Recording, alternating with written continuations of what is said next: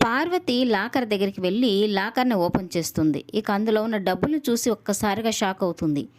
అవనిని డబ్బులడిగితే లేవని చెప్పింది. కానీ లాకర్‌లో ఈ డబ్బులు ఎలా వచ్చాయని కోపంగా ఆ డబ్బులు పట్టుకొని అవనిని గట్టిగా అరుస్తూ ఉంటుంది. ఇక అవని కంగారు పడిపోయి ఏం జరిగిందా అని పరిగెత్తుకుంటూ పార్వతి దగ్గరికొచ్చి ఏం జరిగింది అత్తయ్య అని అడుగుతూ ఉంటుంది.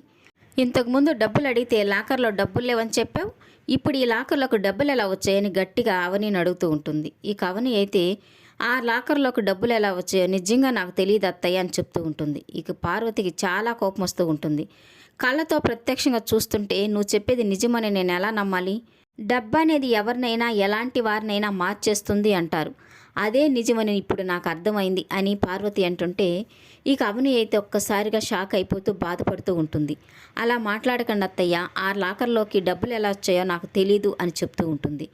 ఇక అవని మాటల్ని ఏం పట్టించుకొని పార్వతి ఆ డబ్బుల్ని అవని చేతిలో పెట్టి ఇక అక్కడి నుంచి వెళ్ళిపోతూ ఉంటుంది.